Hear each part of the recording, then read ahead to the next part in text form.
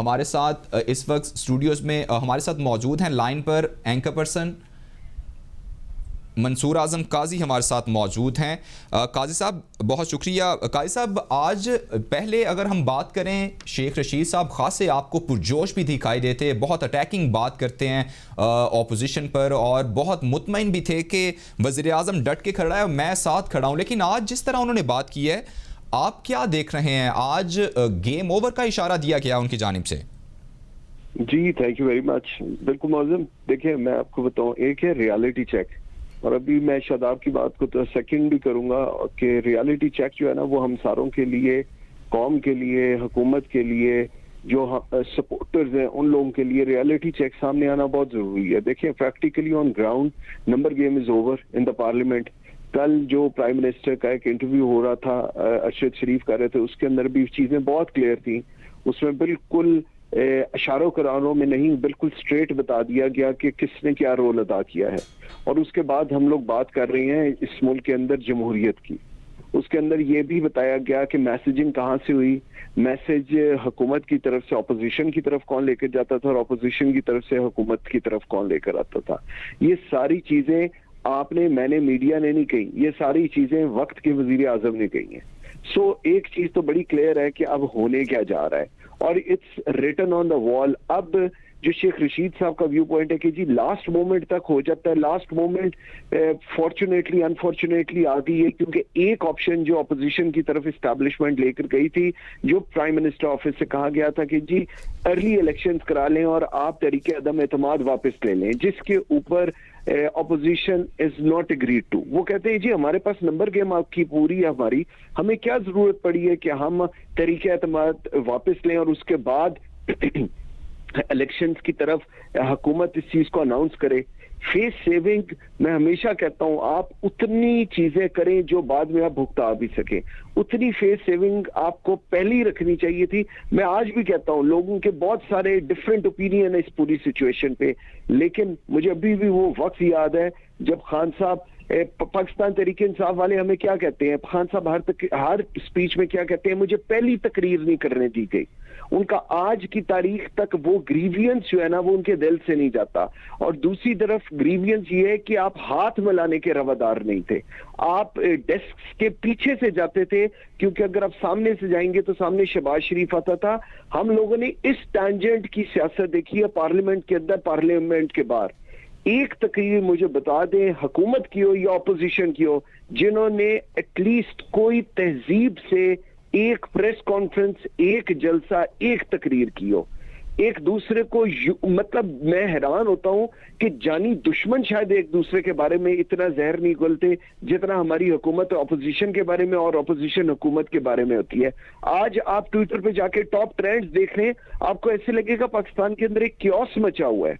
ये जो चट्टानों की तरह वुज़रा खड़े थे ना, ये चट्टाने ऐसी हैं, ये चट्टाने, मैं कल भी कह रहा था कि ये चट्टाने पहले आसिफ अली जरदारी के साथ खड़ी थी, उससे पहले मुशर्रफ साहब के साथ खड़ी थी, उससे पहले नवाज शरीफ के साथ खड़ी थी, जो आज इमरान खान के साथ खड़ी हैं। और कल आप लीडर ऑफ द हाउस तो जरा चेंज होने दे।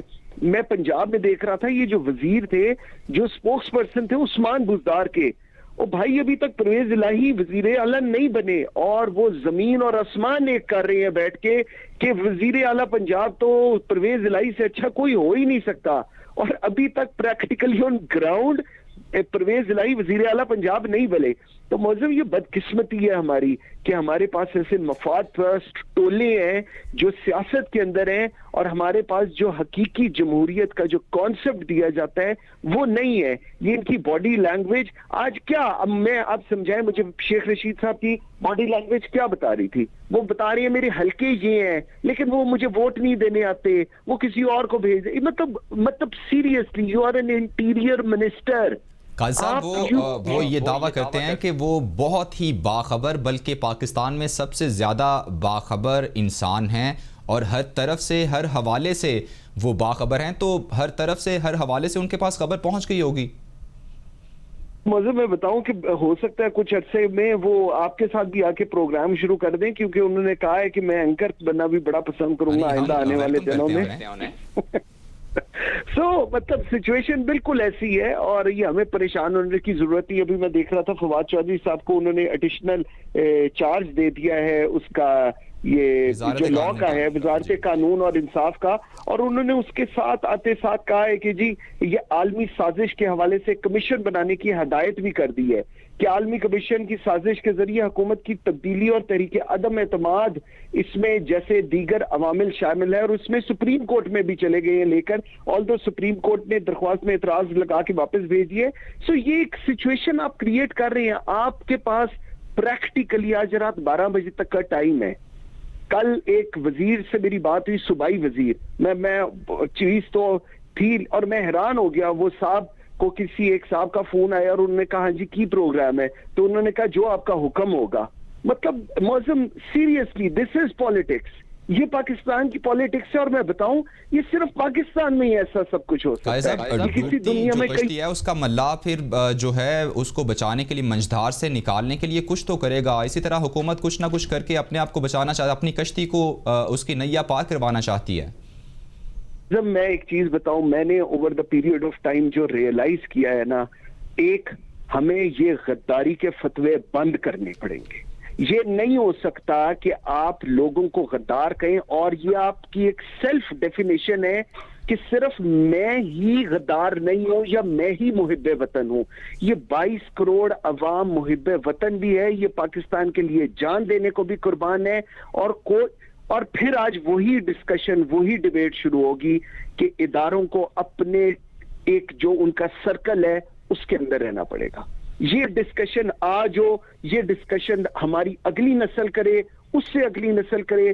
जब तक ये चीजें नहीं होंगी आपके मुल्क के अंदर जमहूरियत का ऐसे ही तमाशा लगेगा जैसे लग रहा है। बिल्कुल ऐसा ही है। हर एक को इस चीज़ को मानना होगा कि पाकिस्तान की जितनी भी अवाम है जो पाकिस्तानी कहलाते हैं, जो पाकिस्तानी ख़ुद को मानते हैं, वो मुहिब्बे वतन ही हैं। गद्दारी के ये फतवे खैर ये पुराना एक सिलसिला है जो अभी तक चल रहा है। आज की दुनिया में शायद इसे ख़त्म हो जाना चाहिए था, चूँकि पाकिस्तान या हम लोग अभी बहुत पीछे चल रहे हैं, तो अभी तक यही फतवे, यही सारी चीज़ें चल रही हैं। बहुत शुक्रिया काजी साहब, आप हमारे साथ